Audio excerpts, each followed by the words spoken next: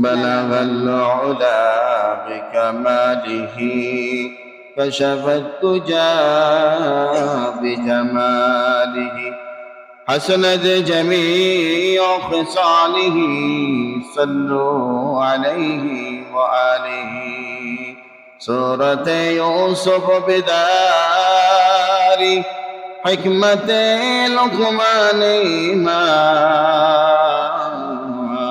داریے قرآن باری اے دل شادمان ما بلغ العلا بکمالہ کشف الدجى بجمالہ حسنت جميع خصاله صلوا عليه وآله يا صاحب الجمال يا سيد البشر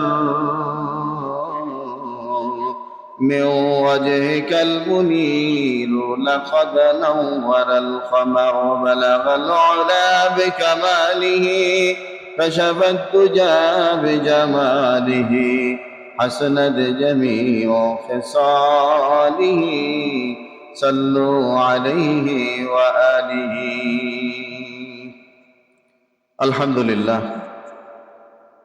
সুম্মা আলহামদুলিল্লাহ লাখ কোটি শুকরিয়া ও সুজুদ আদায় করছি ওই মহান আল্লাহ সুবহানাহু ওয়া তাআলার দরবারে যে আল্লাহ তাআলা আপনাকে আমাকে অত্যন্ত দয়া করে মায়া করে মহাব্বত করে ভালোবেসে মুহররম মাসের দ্বিতীয় জুমায় দুনিয়াবী সমস্ত ঝামেলা থেকে মুক্ত করে শারীরিকভাবে পরিপূর্ণ সুস্থ রেখে সমস্ত বিপদ আপদ থেকে মুক্ত করে তার ঘর মসজিদে এসে জুমার নামাজ আদায় করার জন্য তৌফিক দিয়েছেন। এজন্য আমরা সেই মনিবের দরবারে মন প্রাণ উজাড় করে দিয়ে মনের গভীর থেকে উচ্চ আওয়াজে সকলে একবার শুকরিয়া আদায় করি, সকলে বলি আলহামদুলিল্লাহ। সমস্ত প্রশংসার মালিককে, আপনাকে আমাকে সৃষ্টি করেছেন কে? আবার কার ডাকে আমরা এই দুনিয়া থেকে চলে যেতে হবে বলুন? আল্লাহ তাআলার ডাকে সাড়া দিয়ে চলে যাওয়া লাগবে। হায়াত এবং মউত এর মধ্যবর্তী কিছু সময় দুনিয়াতে বিচরণ করার জন্য আমরা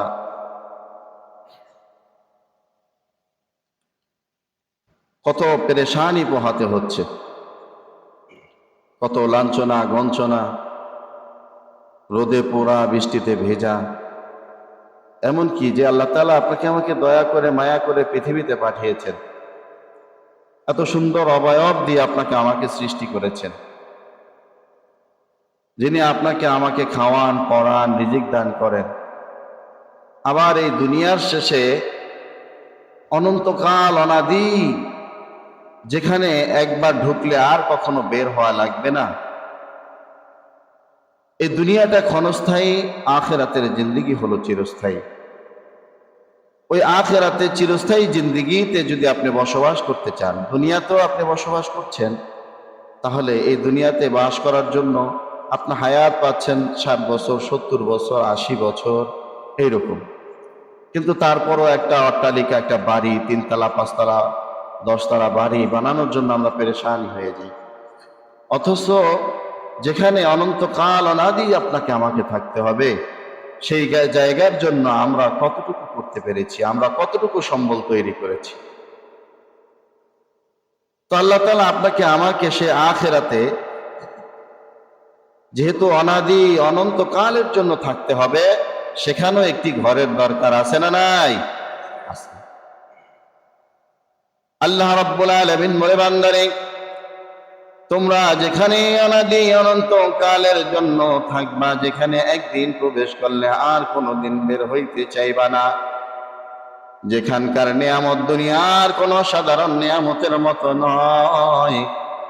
আমি আল্লাহ তাআলা তোমাদের দুনিয়াতে একটা ফলের ভিতরে মাত্র এক রকমের স্বাদ তোমরা গ্রহণ করো, আমি তোমাদের চিরস্থায়ী জিন্দেগি যেখানে জীবন যাপন করবা ওই আখিরাতের ভিতরে আমি তোমাদের জন্য একটা ফলের ভিতরে এত বেশি স্বাদ রেখে দিয়েছি, কম পক্ষে 70টা রকম স্বাদ আমি ওই একটা ফলের মধ্যে দান করেছি। জোরে বলুন সুবহানাল্লাহ।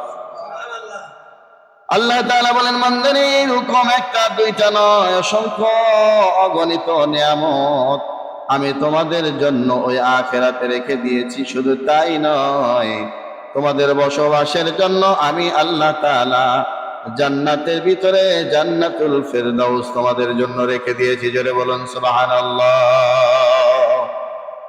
তাহলে দুনিয়াতে থাকবো কত বছর? মাত্র কয়েক বছরের জিন্দেগি। আজকে জন্ম নেয়, আবার কালকে মরে যায়। জন্ম নেওয়ার সাথে সাথে শুধু মা ওয়া ওয়া করে চিৎকার করে, একটু পরে বলে নাই। কিরকম? এরকম না? ব্যাপারটা এরকম না? তাহলে কি গ্যারান্টি আছে এই দুনিয়ার? কোনো গ্যারান্টি নাই।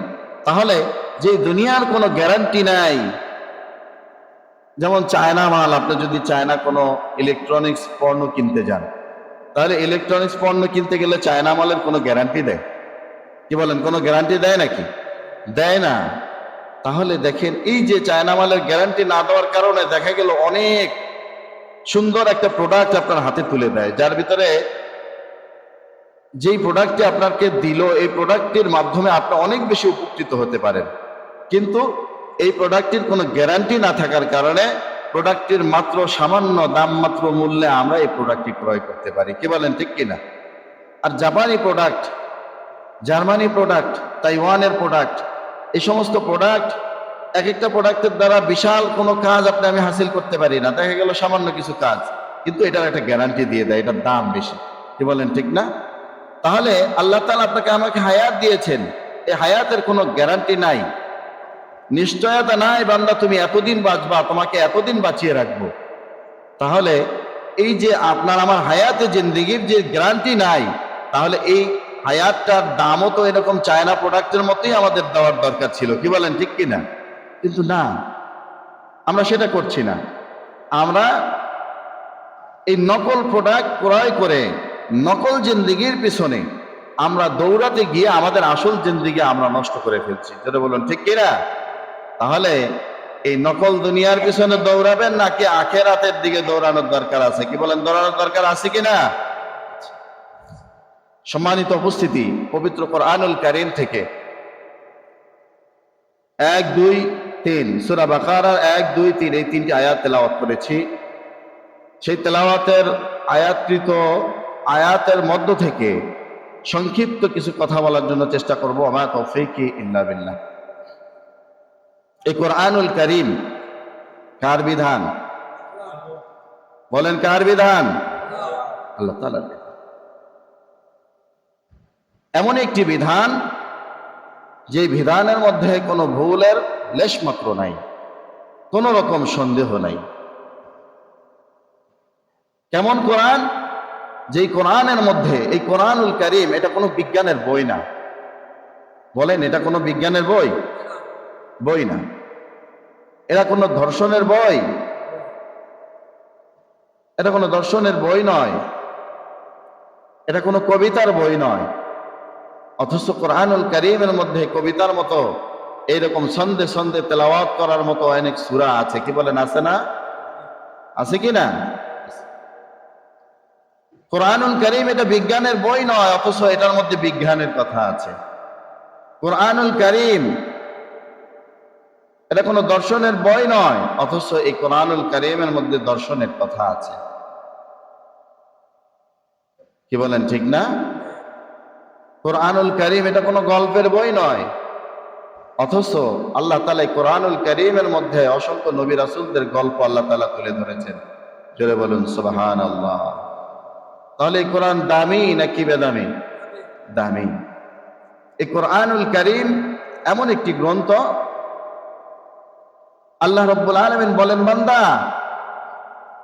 যদি এই কোরআনের প্রতি তুমি বিশ্বাস স্থাপন করতে না পারো, ঈমান আনয়ন করতে না পারো, তাহলে তুমি ঈমানদার হতে পারো নাই।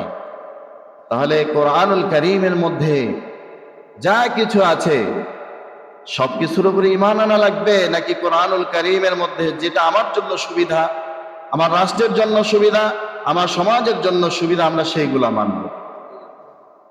অল্প মানবেন না পুরোটা মানবেন? বলেন। পুরোটা। যদি এই কোরআনুল কারীমের মধ্যে এমন কিছু কথা আসে যে কথাগুলো আপনার বিরুদ্ধে যায়, তাহলে আপনি মানবেন?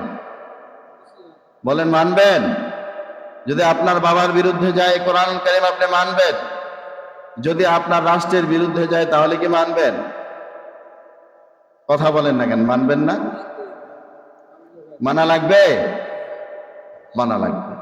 যদি আপনি সব কিছু মানেন, কোরআনুল কারীমের একটা আয়াতকে আপনি অস্বীকার করেন, আল্লাহর হাবিব জনাবে মুহাম্মদুর রাসূলুল্লাহ সাল্লাল্লাহু আলাইহি ওয়াসাল্লাম বলেন, ও আমার উম্মতেরা, পুরা কোরআনুল কারীমের মধ্যে তুমি সমস্ত আয়াতগুলা মেনেছো, কিন্তু যদি একটা আয়াতকে তুমি অস্বীকার করো, তাহলে তুমি বেঈমান এবং কাফের হওয়ার জন্য যথেষ্ট। জোরে বলুন নাউযুবিল্লাহ। কোরআনুল কারীমের মধ্যে যা কিছু আসে, সব কিছু আমাদেরকে নির্দ্বিধায় আমাদেরকে মেনে নিতে হবে। এটার জন্য যদি আমার রাষ্ট্রের বিরুদ্ধে যায়, আমার ব্যক্তিগত আমার বিরুদ্ধে যায়, আমার বাবার বিরুদ্ধে যায়, তারপরেও কোরআনুল কারীমকে মেনে নেওয়াই লাগবে। যেটা বলুন ঠিক কিনা? সম্মানিত হাজিরিন, যে আয়াতকৃত যে আয়াত তেলাওয়াত করেছি আপনাদের সামনে, আলিফ লাম মিম যালিকাল কিতাবু লা রাইবা ফীহি হুদাল লিল মুত্তাকিন। তাহলে আল্লাহ তাআলা বলছেন এই কোরআনুল কারীম যালিকাল কিতাবু লা রাইবা ফীহি, বান্দা এমন একটি কিতাব তোমাদেরকে আমি দান করেছি যে কিতাবের মধ্যে কোনো রকম সন্দেহের অবকাশ নাই। আর এটা কারা বিশ্বাস করবে? হুদাল লিল মুত্তাকিন, এবং এই কোরআনুল কারীমের মধ্যে কোনো সন্দেহের অবকাশ নাই, এবং এটা হুদা। হুদা শব্দের অর্থ হলো পথ প্রদর্শক, জীবন ব্যবস্থা, কমপ্লিট কোড অফ লাইফ। এটা একটা পূর্ণাঙ্গ জীবন ব্যবস্থার নাম হলো আল কোরআন। কোরআনুল কারীমের মধ্যে যেটার সমস্যার জন্য আপনি যাবেন, কোরআনুল কারীম সেই বিষয়েরই সমাধান দিয়ে দিবেন। যেটা বলেন সুবহানাল্লাহ। তাহলে কি বুঝলাম? এই কোরআনুল কারীম হলো হুদা আল মুত্তাকিন, মুত্তাকিদের জন্য এটা পথ প্রদর্শক। কিন্তু কাফেরদের জন্য পথ প্রদর্শক এটা বলেছেন নাকি? বলেন। কাফেরদের জন্য পথ প্রদর্শক যদি কাফেররা এই কোরআনকে মেনে নিয়ে ঈমান আনায়, তাহলে তাদের জন্য কি পথ প্রদর্শক। যদি তারা ঈমান না আনে, তাহলে তারা মুত্তাকি হতে পারলো না। আর যদি মুত্তাকি হতে না পারে, তাহলে এটা তাদের জন্য পথ প্রদর্শক হলো না। কি বলেন ঠিক কিনা? তাহলে কোরআনুল কারীম মানার দরকার আছে না নাই? তাহলে কোরআনুল কারীমের মধ্যে যারা ঈমান আনে কোরআনুল কারীমের উপরে, তারা ঈমানদার, তারা মুত্তাকি।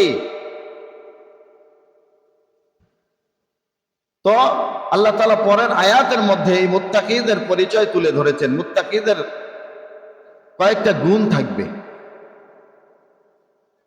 সেই গুণগুলা কি? আল্লাযীনা ইউমিনুনা বিল গায়ব ওয়া ইউকিমুনাস সালাত ওয়া মিম্মা রাযাকনাহুম ইউনফিকুন। এক নম্বরে অদৃশ্য না দেখা বস্তুকে বিশ্বাস করা লাগবে। আমার ভাইয়েরা, আপনাদেরকে বলি, আপনারা কি জান্নাত দেখেছেন নাকি? মানেন কি মানেন না? জাহান্নাম দেখেছেন কিনা? তাহলে মানেন কি মানেন না? আল্লাহকে দেখেছেন? দেখি নাই, অথচ আল্লাহ তাআলাকে মানি কি মানি না?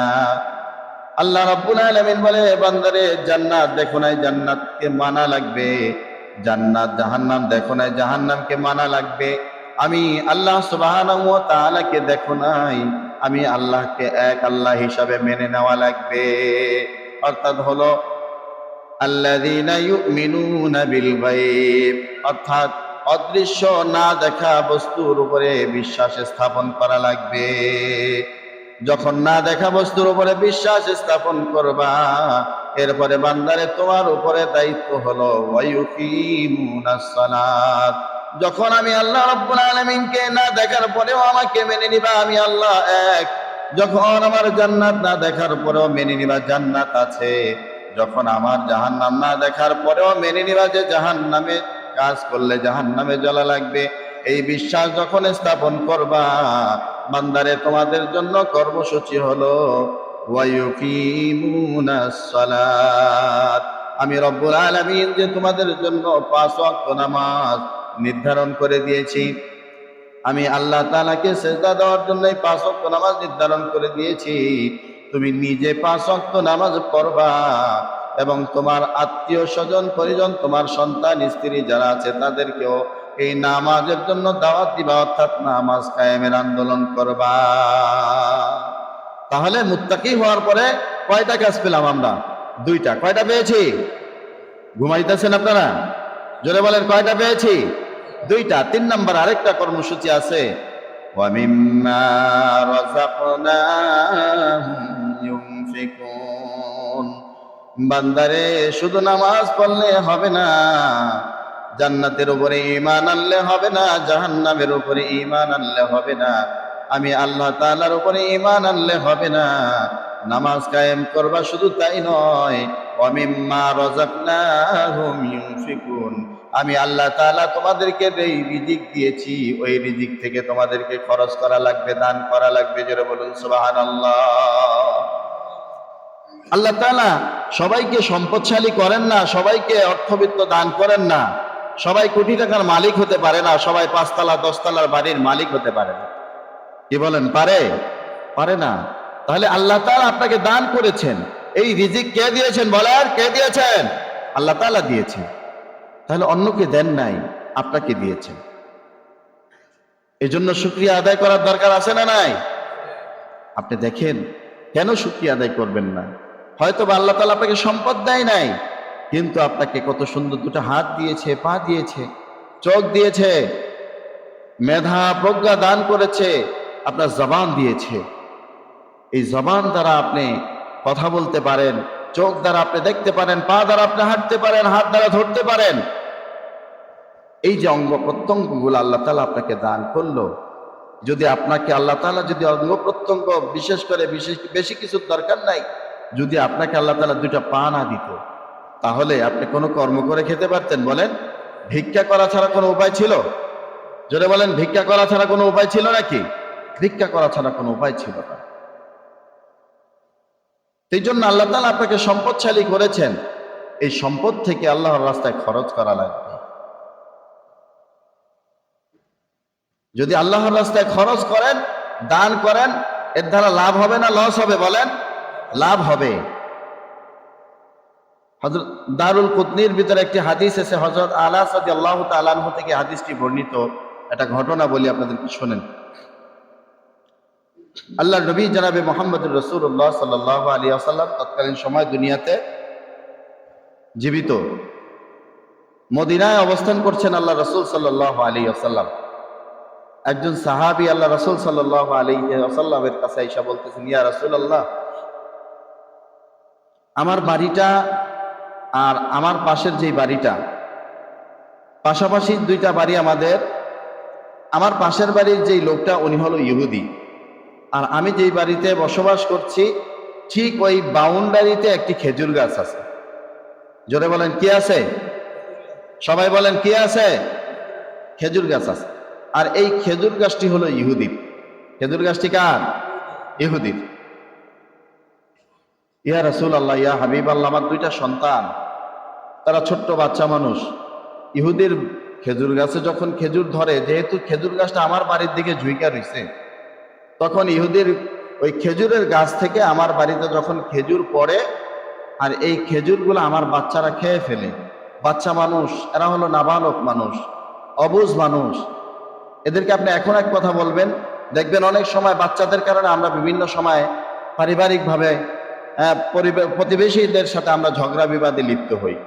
হওয়ার পরেও আবার এই বাচ্চার জন্য ঝগড়া করলাম, এই বাচ্চার জন্য মুখ কালাকালি হলো, মন কষাকষি হলো, একটু পরে আমাদের রাগ এখনো রাগেই রয়ে গেল, কিন্তু এই বাচ্চারা একটু পরে যার সাথে ঝগড়া করার কারণে, যে বাচ্চারা গ্যাঞ্জাম করার কারণে এত কিছু হয়ে গেল, সেই বাচ্চারা আবার একটু পরে তার সাথে মিশে খেলাধুলা করে। কি বলেন, ঠিক না? কারণ এরা অবুঝ, এরা বুঝে না। ইয়া রাসূলুল্লাহ, ইয়া হাবিবাল্লাহ, আমার বাচ্চারা বুঝে না, যার কারণে অনেক নিষেধ করেছি, মারধর করেছি ইয়া রাসূলুল্লাহ। কিন্তু তারপরে ইহুদির বাগানের, ইহুদির খেজুর গাছের খেজুর আমার বাচ্চারা খেয়ে ফেলে। আর ইহুদি প্রত্যেক দিন আমাকে অকট্ট ভাষায় আমাকে গালাগালি করে, অপমানিত করে, লাঞ্ছনা দেয়, আমাকে যা ইচ্ছা তা বলে বেড়ায়। ইয়া রাসূলুল্লাহ, এই খেজুর গাছটা আমি ইহুদির কাছে ন্যায্য মূল্যে, এটার যে মূল্য সেটাও আমি বলেছি যে তোমাকে আমি ন্যায্য মূল্য দিব, তুমি এই খেজুর গাছটা আমার কাছে বিক্রি করো। ইহুদি আমার কাছে গাছটা বিক্রি করছে না। ইয়া রাসূলুল্লাহ, আমাকে গাছটা ক্রয় করার ব্যবস্থা করে দেন। আপনি তো মদিনাওয়ালা, আপনার কথা তো সবাই রাখে। আমার বিশ্বাস ইহুদিকে যদি আপনি বলেন, ইহুদি আপনার কথা রাখবে। আল্লাহ রাসূল সাল্লাল্লাহু আলাইহি ওয়াসাল্লাম ইহুদিকে ডাকলেন। ইহুদিকে ডাকার পরে তখন আল্লাহ রাসূল সাল্লাল্লাহু আলাইহি ওয়াসাল্লাম বলেন যে তোমার বাড়িতে যেই গাছটি, সেই গাছটি তো ওনার বাড়ির ভিতরে ঝুঁকে আছে, যার কারণে তোমার খেজুর খেয়ে ফেলায়, তুমি অপমানিত লাঞ্ছিত করে এই লোকটাকে অপমানিত করো, লাঞ্ছনা দাও, তুমি গালাগালি করো, তুমি খেজুর গাছটা ওনার কাছে বিক্রি করো। বলছে না, আমি এই খেজুর গাছ বিক্রি করব না। তখন আল্লাহ রাসূল সাল্লাল্লাহু আলাইহি ওয়াসাল্লাম বলেন, ঠিক আছে, তুমি যদি তার কাছে বিক্রি না করো, আমি মুহাম্মাদুর রাসূলুল্লাহ সাল্লাল্লাহু আলাইহি ওয়াসাল্লাম, তুমি আমার কাছে এই খেজুর গাছটি বিক্রি করে দাও। তখন ওই ইহুদি বললেন, না, আমি এই খেজুর গাছটি আপনার কাছেও বিক্রি করব না। জোরে বললেন নাউযুবিল্লাহ। আল্লাহর নবী জনাবে মুহাম্মদুর রাসূলুল্লাহ সাল্লাল্লাহু আলাইহি ওয়াসাল্লাম ঘোষণা করে দিলেন, ও আমার সাহাবীরা, তোমাদের মধ্যে এমন কেউ কে আছো যে ব্যক্তি এই ইহুদির একটা গাছ, এই খেজুর গাছটিকে আমাকে যে কোনো মূল্যে তুমি আমাকে ক্রয় করে দিবা, আমাকে তোমরা দান করবা, ক্রয় করে আমি মুহাম্মদুর রাসূলুল্লাহ সাল্লাল্লাহু আলাইহি ওয়াসাল্লামকে দান করবা। আমি সাক্ষ্য দিলাম, আমি ওয়াদা করলাম, কেউ যদি এই খেজুর গাছটি ক্রয় করে আমাকে দিতে পারো, তাহলে আমি আজকে তোমাদের সামনে ওয়াদা করে গেলাম, আল্লাহ রাব্বুল আলামিন ওই ব্যক্তিকে জান্নাতের ভিতরে বিশাল একটি খেজুরের বাগান দান করবেন। জোরে বলুন সুবহানাল্লাহ।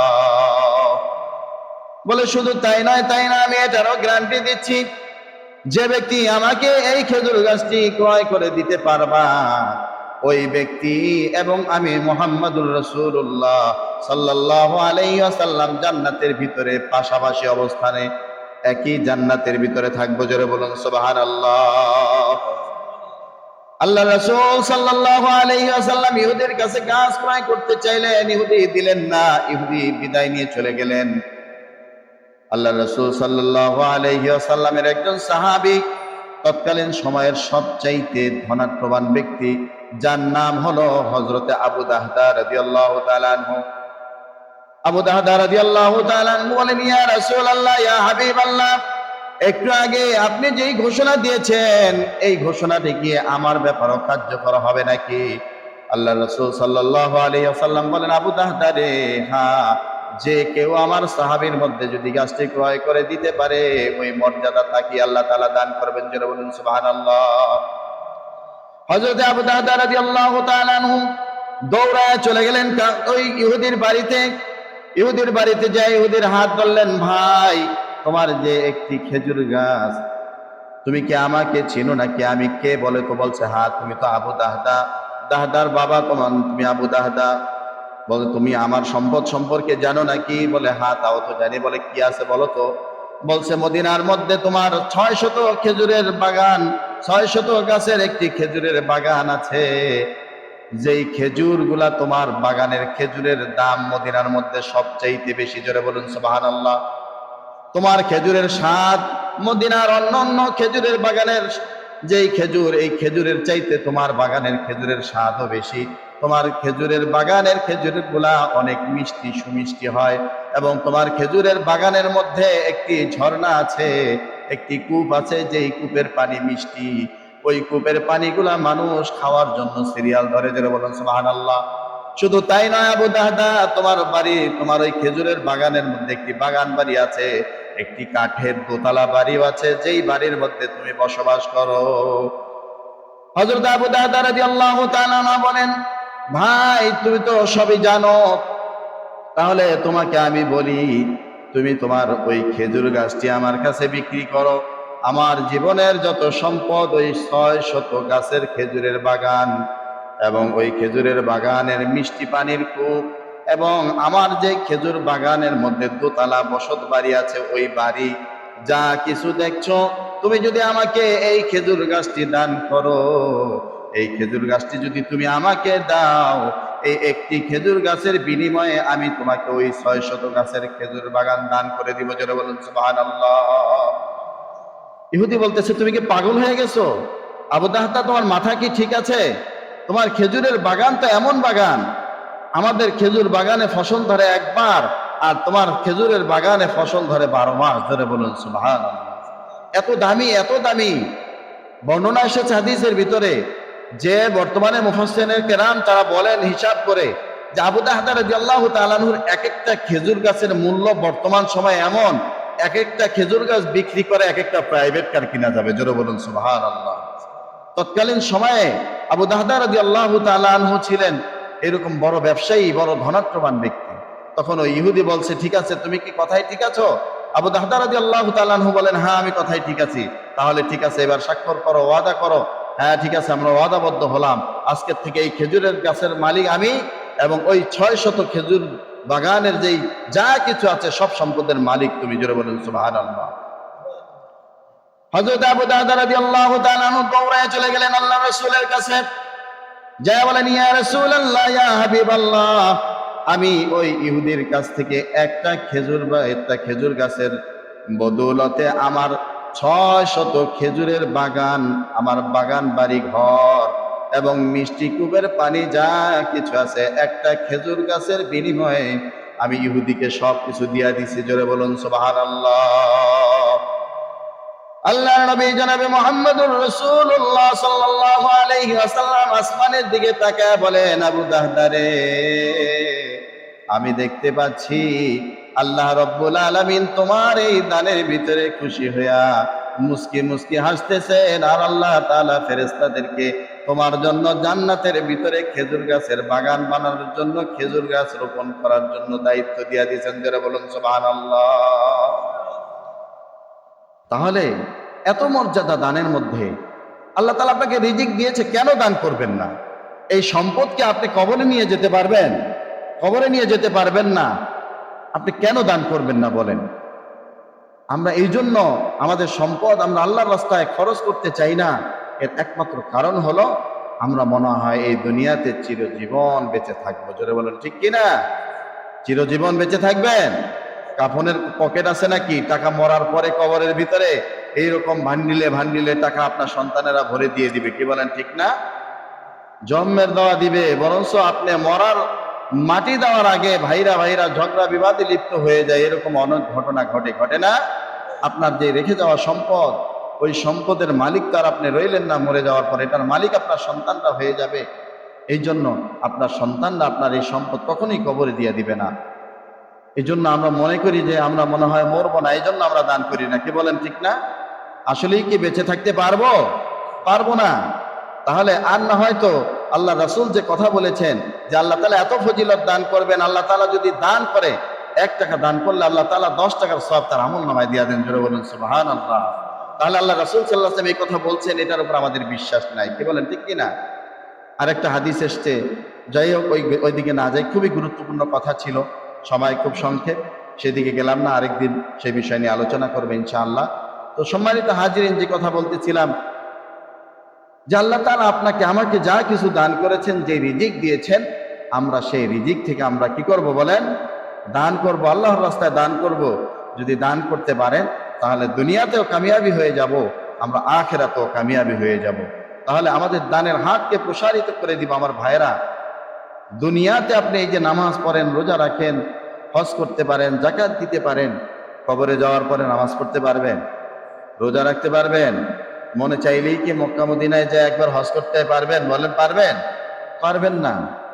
তাহলে দুনিয়াতে বেঁচে থাকতে আপনি যতটুকু পারেন এটাই আপনার সাথে যাবে, কিন্তু মরার পরে আপনার সাথে মাত্র 3টা সওয়াব যাবে। আপনি মরে যাওয়ার পরেও কবরের ভিতরে এই সওয়াবগুলো আপনার কবরের ভিতরে আপনার আমলনামায় পৌঁছাতে থাকবে। জোরে বলুন সুবহানাল্লাহ। তাহলে এই জন্য সদকায়ে জারিয়ার জন্য হলেও আমরা চেষ্টা করব একটা মাদ্রাসার ছাত্রকে আমরা কিভাবে সহযোগিতা করতে পারি, একটা মাদ্রাসার ছাত্র এখানে যদি লজিন আসে, আমরা নিজেরাও খাবার রান্না করে খাই, একটা মাদ্রাসার বাচ্চা শিশু, আমরা যদি একটা মাদ্রাসার শিশুকে খাওয়াইতে পারি, আল্লাহ রাসূল সাল্লাল্লাহু আলাইহি ওয়াসাল্লাম বলেন যে কেউ যদি একটা মাদ্রাসার তালিবে ইলমকে খাওয়া দাওয়ার ব্যবস্থা করে দেয়, তার পড়ালেখার ব্যবস্থা করে দেয়, ওই ছেলেটা যদি আল্লাহ তাআলা আলেম হিসাবে কবুল করে, ওই ছেলেটা যদি আলেম হয়, তার কাছে অন্য ছাত্ররা পড়বে, তারা আলেম হবে। আবার ওই সমস্ত ছাত্রদের মধ্য থেকে আবার তারা উস্তাদ হবে, তাদের ছাত্র হবে, আলেম হবে। এইভাবে কিয়ামত পর্যন্ত রাস্তাটা জারি থাকবে। কি বলেন, থাকবে কিনা? এই জন্য আল্লাহ রাসূল সাল্লাল্লাহু আলাইহি ওয়াসাল্লাম বলেন, এগুলা সদকায়ে জারিয়ার সওয়াব। তুমি যদি এই কাজটা করতে পারো, কিয়ামত পর্যন্ত তোমার আমল নামায় ওই একজন হাফেজে কোরআনকে, একজন কোরআনের ছাত্রকে খাওয়ানোর কারণে, একজন কোরআনের ছাত্রকে পড়ালেখার সুযোগ করে দেওয়ার কারণে আল্লাহ তাআলা তোমার আমল নামায় একেবারে কিয়ামত পর্যন্ত সওয়াব রেসানি জারি রাখবেন। জোরে বলুন সুবহানাল্লাহ। তাহলে আমরা দান করবো তো ইনশাআল্লাহ। আমরা গরিব অসহায় মানুষ যেখানেই আছে তাদের কাছে আমরা দানের হাত প্রসারিত করে দিব। মাদ্রাসা এখানে চলতেছে, আপনাদের মাদ্রাসাটা, আমরা এই মাদ্রাসায় বেশি বেশি সহযোগিতা করব।